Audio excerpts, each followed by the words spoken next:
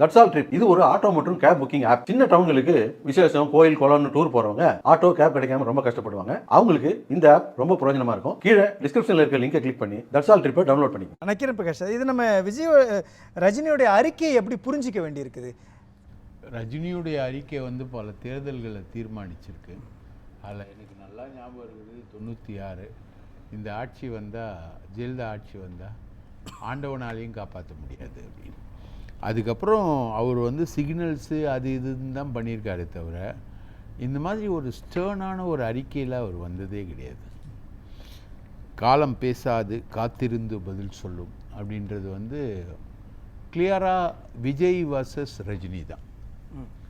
அதில் மாற்று கருத்தே இல்லை. ஏன்னா ரஜினியுடைய நான் சிகப்பு மனிதன் படத்தை வந்து இயக்குனவர் வந்து எஸ்.ஏ. சந்திரசேகர்.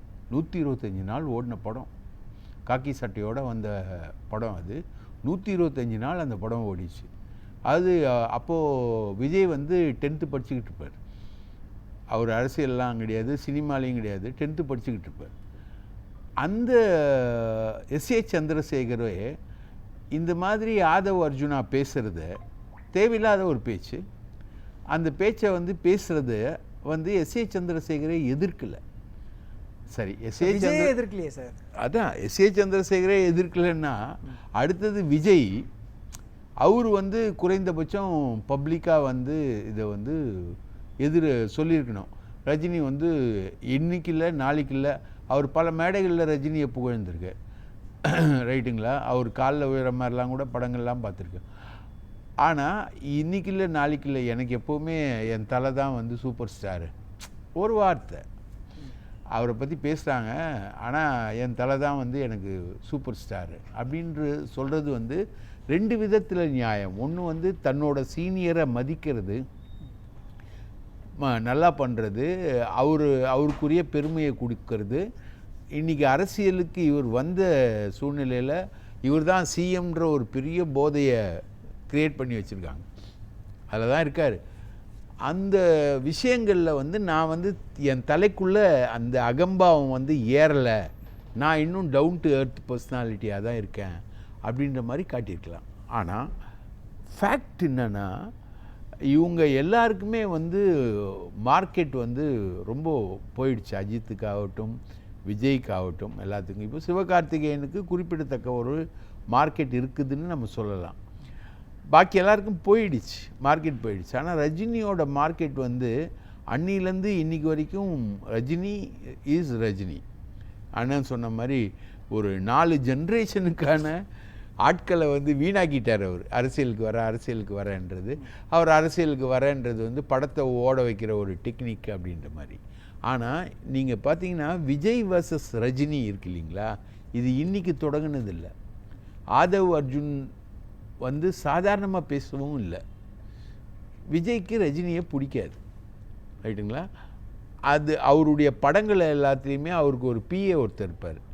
அவர் போயிட்டு பார்த்துட்டு அந்த படங்களை வந்து நெகட்டிவாக விமர்சனம் பண்ணி, விஜயுடைய சிறப்பு என்னன்னா, நம்ம ஆட்கள்லாம் இருக்காங்களே பல ஆட்கள், மதன் கௌரி மாதிரி, அதெல்லாம் முன்னாடியே வந்து இவர் வந்து இந்த சோஷியல் மீடியா ஹேண்ட்லிங்கில் வந்து ரொம்ப பெரிய ஆளாக டெவலப் பண்ணார். அதுக்காக ஒரு டீம் போட்டு சம்பளமே கொடுத்து வச்சுருக்கார். அவர் தான் வந்து அந்த பழனிசாமின்னு சொல்கிறாங்களே அவருடைய பிஏ, அவர் தான் இந்த வேலையை எல்லாத்தையுமே செய்வார். இவங்க வந்து ரஜினி படத்தை வந்து டினோன்ஸ் பண்ணிக்கிட்டு தான் இருந்தாங்க பெரிய அளவுக்கு. இது வந்து 2 பேருக்குமான மோட்டிவ். ரஜினியுடைய பேக்ரவுண்டு தெரியாத ஒரு விஷயம். ரஜினி வந்து 1992விலேயே அவருடைய ரசிகர் மன்றத்தோட எண்ணிக்கை வந்து ஒரு 21,340 ரசிகர் மன்றம். அதுக்கு மேலே அவர் அதை வந்து ஆட் பண்ணல. விஜய் ரசிகர்கள் வந்து ஒரு ஆள் வந்து 10 ரசிகர் மன்றம் வச்சுக்கலாம் அப்படின்ற மாதிரி ஆட் பண்ணுற மாதிரிலாம் சொல்லுவாங்க. அந்த மாதிரிலாம் ரஜினி ஆட் பண்ணவே இல்லை. இது ரஜினி வெர்சஸ் விஜய் அப்படின்ற விஷயத்தை தாண்டி ஸ்டாலின் வெர்சஸ் விஜய் அப்படின்னா அது ஒரு நெரேட்டிவ் செட் பண்ணால் அவங்களுக்கு பொலிட்டிக்கலாக கெயின் இருக்கும்.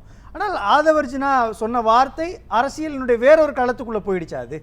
ஆமாம் சார், அவங்க வந்து ரஜினியை தொற்றக்கூடாது. Touching the wrong person. அவர் வந்து அரசியலுக்கு வரல, உங்களோட காம்படிட்டிவாக இல்லை, திமுகவுக்கு அவர் ஆதரவு தெரிவிக்கலை. ஒரே ஒரு இடத்துல தான் சொன்னார், ஸ்டாலின் வந்து புதுசாக வரவங்கள கூட பார்ப்பாரு, ஃபேஸ் பண்ணுவார் அப்படின்னு ஒரு பாசிட்டிவ் கமெண்ட்டு.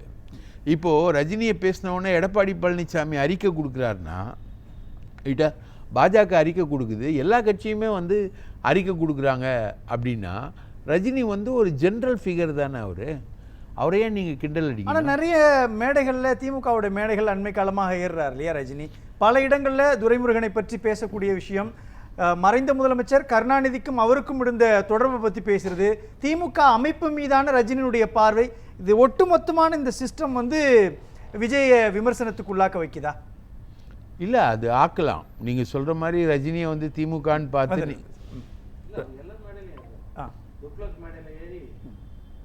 அந்த 70களில் பெரியார் நடத்தின ஊர்வலத்தை பற்றி கூட பெரும்பாலும் அதிகமாக திமுக மேடைகள் ஆட்சியாளர் அதனால கூப்பிடுறாங்கன்னு ஏறாரு அவர். அதனால ஏங்க அவர் எல்லா மேடையிலையும் தாங்க ஏறுறாரு, எல்லாருக்கும் காமனாக இருக்காருங்க. நான் உங்களுக்கு சுட்டி காட்டுறேன்.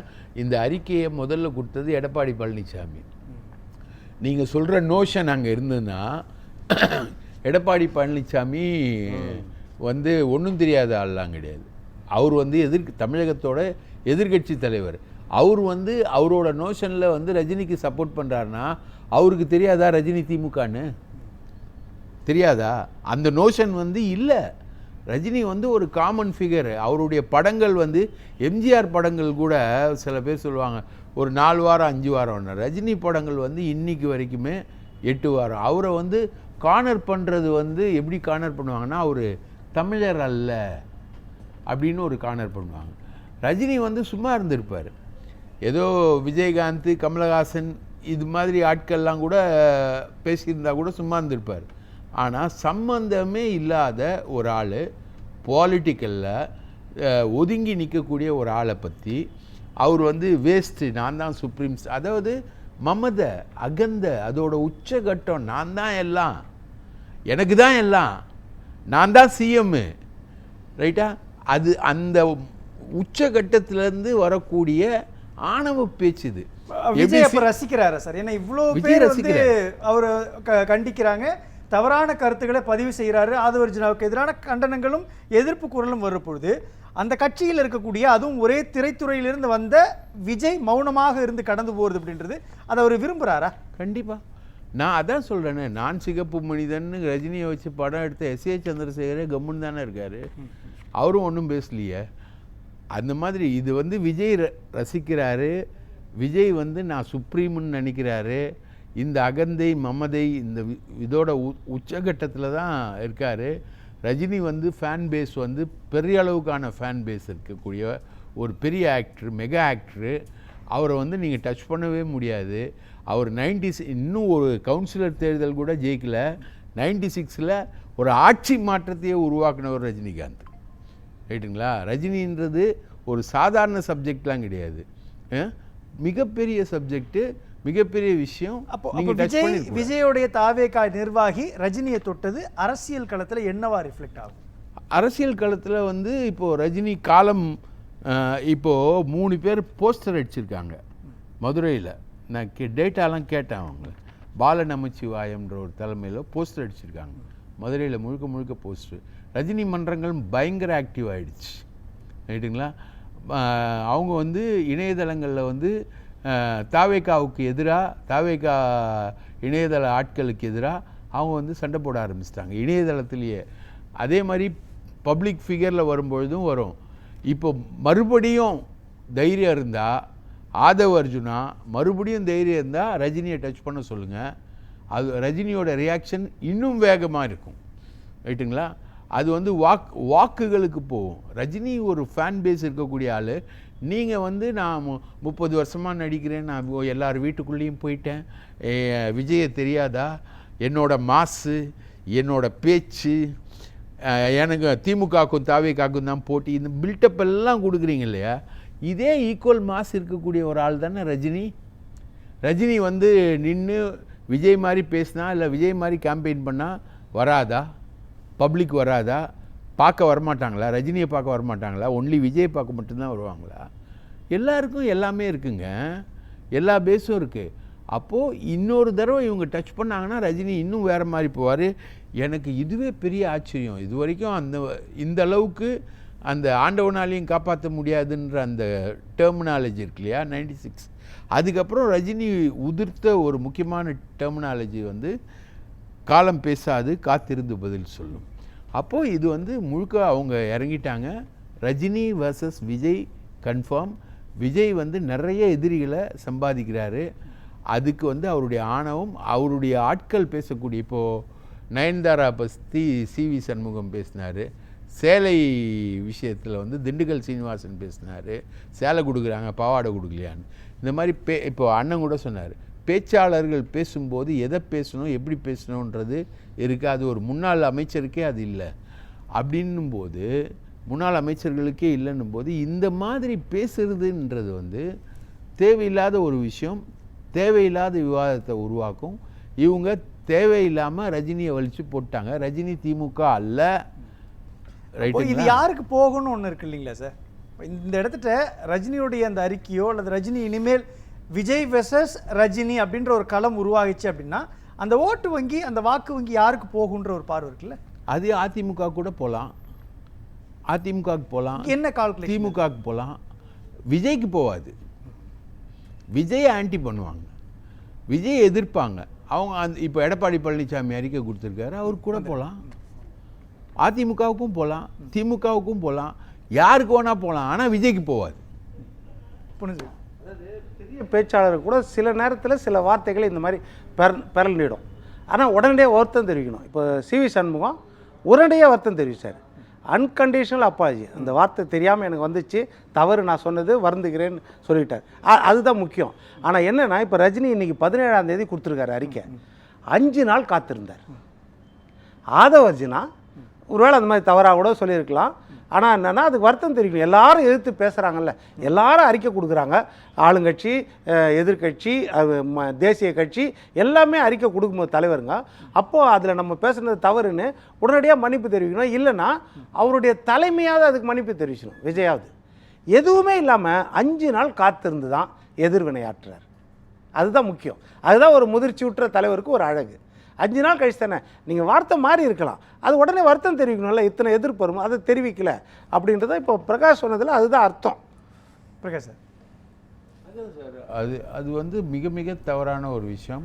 யாருமே வந்து ஒரு ரேஸில் வின் பண்ண போகிறவங்க வந்து பாசிட்டிவாக தான் ஆட் பண்ணிட்டு போவாங்க. எனக்கு இதெல்லாம் பாசிட்டிவ், இதெல்லாம் பாசிட்டிவ். இவங்க எல்லார்கிட்டேயும் போய் ஏன் ஓட்டு கேட்கும்போது எல்லாரையும் பார்த்து ஏன் கும்பிட்றோம்? அவன் நல்லவனா கெட்டவனா தெரியாது, ஊரை கொள்ள அடித்தவனா கூட தெரியாது. ஐயா எனக்கு ஓட்டு போட்டுருங்கன்னு எல்லாரையும் பார்த்து ஜென்ரலாக ஏன் கும்பிட்றோம்? அப்போ அவங்களுடைய ஆதரவுகளை நாம் பெற்றால் தான் நாம் தேர்தலில் ஜெயிக்க முடியும் அப்படின்றது தான். அப்போது தேவையே இல்லாமல் எங்கேயோ மூலையில் இருக்க ஒருத்தரை பகைச்சு சீண்டி சண்டை வாங்கி இப்படி பண்ணக்கூடிய ஒரு அரசியல்வாதியை தமிழக வரலாறுலேயே பார்த்தது கிடையாது. ஒரு பக்கம் சிபிஐ, அதுவும் கரூர் விவகாரத்தில் தூக்கி டெல்லியிட்ட கொடுத்து சிபிஐ ஒரு சிக்கல் உருவாக்கிட்டாரு, ஆதவர்ஜினான்ற பார்வை இருக்குது. இன்னொன்று இப்போ வந்து மேலும் ரஜினியை சீண்டி மேலும் சங்கடத்துக்கு உள்ளாக்கிட்டு இருந்தாருன்னா இந்த விஷயங்கள் எல்லாம் விஜய் எப்படி ஹேண்டில் பண்ண போகிறாரு? விஜய் எல்லாத்துலேயும் அவருடைய மௌனம் மட்டும்தான் காரணமா? அவர் அதான் நினைக்கிறாரு, நான் வந்து பெரிய ஆள், நான் வந்து மிகப்பெரிய ஆள், ரீச் பண்ண முடியாத ஒரு ஆள், நான் வந்து என்னை வந்து நீங்கள் எதுலேயுமே பார்க்க முடியாது. கட்சி தலைவர்களே அவரை பார்க்க முடியாதுங்க. இதே ஆதவ அர்ஜுன் கூட ரெகுலராக விஜயை பார்க்க முடியாது. ஜான் பார்க்க முடியும், பாக்கி யாரும் பார்க்க முடியாது. புஷி கொஞ்சம் பார்ப்பார், பாக்கி யாரும் பார்க்க முடியாது. இந்த மாதிரி ஒரு நாட் ரீச்சபிள் பொசிஷனில் உட்காந்துக்கிட்டு அப்படி உட்காந்துக்கிட்டு எதுக்கு நான் ரியாக்ட் பண்ணுவேன்னா, இந்த அறிக்கையை இந்த மாதிரி அவர் பேசின விதம் வந்து 5 நாள் பொறுத்து அவருக்கு 5 நாள் பொறுத்து ரஜினி ரியாக்ட் பண்ணுறாருன்ற சொல்கிறாங்க இல்லையா, இதை வந்து இமீடியட்டாக அவருக்கு போயிருக்குமான்றது கூட தெரியாது யாருக்கும். என்ன தான் பண்ணுறாரு சார்? அப்போ என்ன தியானம் என்ன பண்ணுறாரு? தியானம் பண்ணுறாரா இல்லை வேறு ஏதாவது பண்ணுறாரா? என்ன தான் நடக்குது அங்கே? ஒன்றுமே தெரியாது. ஆனால் இதெல்லாம் ஸ்கோர் பண்ணுறாங்க இல்லையா? அப்போது எதிரணியில் இருக்கக்கூடியவங்க அல்லது விஜய்க்கு எதிராக களமாடக்கூடியவங்க ஸ்கோர் பண்ணுறாங்க இல்லையா? இதை வச்சு குறைஞ்சபட்சம் அரசியல் கட்சியினுடைய பிரதிநிதிகள் ரஜினிக்கு ஆதரவாக பேசுறதுன்றது ரஜினியுடைய வாக்குகளை தன்வசப்படுத்தணும் அப்படின்ற முயற்சி இருக்கும் பொழுது அது அந்த பக்கம் போகக்கூடாதுன்ற தடுக்கிற கடமையும் விஜய்க்கு இருக்கு இல்லையா? ஆனால் அந்த முயற்சிக்குள்ளே போக மாட்டேன்றாரு அப்படின்னா இது எப்படி எடுத்துக்கிறது? அதெல்லாம் தாண்டின ஆள் நான். இதெல்லாம் ஒரு மேட்ரா? இதெல்லாம் தாண்டினவன் நான். கடவுளின் அவதாரம். என்ன முதலமைச்சர் ஆக்கிடுவா. இப்போ அவங்க மனநிலை எங்கே இருக்காங்க தெரியுங்களா? எல்லாரும் எம்எல்ஏ ஆயிட்டாங்க. விஜய் வந்து சிஎம் ஆயிட்டாரு. இன்னும் அறிவிப்பு தான் பேலன்ஸு. அந்த அளவில் தான் அவங்களுடைய மனநிலை என்பது இருக்குது. ரைட்டுங்களா? கூடக்கூடிய மாசு, இதை திரட்சி, காசு இல்லாமல் கூடக்கூடிய கூட்டம், அப்படி இப்படின்னு ஒரு பில்டப் இருக்கு இல்லைங்களா? அது போய் உட்காந்து ஆர்கனைஸ் பண்ணி தான் வருது. நிர்மல்குமார் ஒவ்வொரு இடத்துல மீட்டிங் போகிறதுக்கு முன்னாடியும் ஒரு வாரம் போய் உட்காந்து ஆர்கனைஸ் பண்ணுறாரு. நிர்மல் என் நல்ல நண்பர் அவர். ரைட்டா? அவர் எப்படிலாம் ஆர்கனைஸ் பண்ணுவார், எப்படிலாம் வண்டி அனுப்புவாங்க, எங்கெங்கேருந்துலாம் ஆட்கள் வரும்னு தெரியும். 5000மோ 3000மோ 4000மோ எப்படி வரும்னு தெரியும். எப்படி வந்து கரூரில் வந்து இத்தனை மணிக்கு தான் கூலி வாங்கிட்டு வருவான், இத்தனை மணிக்கு தான் பஸ்ஸு க்ளோஸ் ஆகும், பஸ் ஸ்டாண்டு க்ளோஸ் ஆகும், இத்தனை மணிக்கு தான் கூலி வாங்கிட்டு சரக்கு அடிச்சுட்டு வருவான், இத்தனை மணிக்கு தான் நம்ம போனோம், இப்படி தான் வரணும் அப்படின்ற மாதிரி ஒரு விஷயம் என்பது நடந்ததுனால தான் கரூர் சம்பவமே நடந்திருக்கு. ரைட்டுங்களா? இவங்க செந்தில் பாலாஜியை சொல்லிக்கிட்டு இருக்காங்க. செந்தில் பாலாஜி அன்றைக்கி வந்து கட்சி ஆஃபீஸில் இருந்தார். ஸ்டாலினும் நம்ம சன் டிவி குணா இவங்கெல்லாம் உட்காந்து பேசிக்கிட்டு இருக்காங்க. அப்போது ஸ்டாலினுக்கு ஃபோன் வருது, 3 பேர் செத்துட்டாங்கன்னு. உடனே அவங்க முன்னாடி தான் என்ராமு குணாலாம் அவங்க முன்னாடியே தான் ஸ்டாலின் ஃபோன் பண்ணுறாரு செந்தில் பாலாஜிக்கு. இது மாதிரி 3 பேர் செத்துட்டதா தகவல் வருது, நீங்கள் போப்பா போய் பார்ப்பா அப்படின்னு. அப்போ தான் போகிறாரு. அதுக்கு முன்னாடி அங்கே போனது வந்து அதிமுகவுடைய எம்ஆர் விஜயபாஸ்கர். அவர் தான் முதல்ல போகிறார். அவர் போனதுக்கு அப்புறம் தான் செந்தில் பாலாஜியே போகிறார். செந்தில் பாலாஜி சதி பண்ணதாக சொல்கிறாங்க. ஆனால் ஒட்டுமொத்தமான காரணம் வந்து லைட்டை ஆஃப் பண்ணி ஆன் பண்ணி ஒரு 4 நிமிஷம் வந்து அப்படியே இவர் மூவ் ஆனதுனால அங்கேருந்த க்ரௌடெலாம் சேர்ந்து இங்கே வருது. இவர் கூட 2000 மோட்டர் சைக்கிளு எல்லாமே சேர்ந்து வர்றது தான் காரணம். ஸோ இதெல்லாமே வந்து இவங்க சினிமா நட்சத்திரங்களை பொறுத்த வரைக்கும் இவங்க ஒரு இல்யூஷனில் தான் வாழ்வாங்க. அந்த இல்யூஷன் தான் வந்து அரசியலுக்கு வரும்பொழுது அந்த இல்யூஷன்கள் வந்து தப்பாக போகும். அது வந்து தெய்வத்தை தொடுறதாகவும் ரஜினியை தொடுறதாகவும் யாரை வேணா தொடும். பேசலாம். நக்கீரன் பிரகாஷ் சார், இதில் வந்து இதுலேயும் வந்து விஜய் ஆட்களுடைய ஒர்க்கு தான் இருக்குது. அவருடைய உதவியாளர் பழனிசாமின்னு இருக்கார் இல்லையா, அவர் வந்து முழுக்க முழுக்க ஃபேக் நியூஸ் தான் வந்து இவங்க வந்து சோஷியல் மீடியாவில் செட் பண்ணுறாங்க. இதை வந்து ரஜினி படங்களுக்கும் இவங்க செட் பண்ணுவாங்க ஃபேக் நியூஸஸ். அதுதான் வந்து இருக்குது. யூடியூப் வந்து பியூராக இருக்குது. அதில் வந்து ஜென்ரலாக போடும்போது 61% வந்து திமுகவுக்கு சாதகம்னு சொல்கிறாங்க. அதுதான் கரெக்ட். திமுகவுக்கு இது நல்ல சாதகமான ஒரு விஷயம் அப்படின்றதான் உண்மையும் கூட. நந்தகுமார் சார், ரஜினியோடைய ஸ்ட்ரென்த் என்னன்னா, ரஜினியோட ஸ்ட்ரென்த் வந்து இன்றைக்கி வரைக்கும் போயிடுச்சு வந்துடுச்சுலாம் சொன்னாங்க. அதெல்லாம் போகவே இல்லை. ரஜினியுடைய மாசு ரஜினியோட மாசாக தான் இருக்குது. அன்னியிலேருந்து இன்றைக்கி வரைக்கும் அன்சேலஞ்ச்டு. இன்றைக்கி போஸ்டர் முளைக்குதில்ல மதுரையில், அது வந்து ரஜினி தான். ரஜினி சொல்லிலாம் செய்யலை, ஆட்டோமேட்டிக்காக முளைக்குது. ரஜினியுடைய பவர்ன்றது வேறு லெவலு. அந்த தெரியாமல் அந்த கற்பூரத்தை தொட்டு விஜய் வந்து இந்த தேர்தலில் கண்டிப்பாக வாங்கி கட்டுவார்.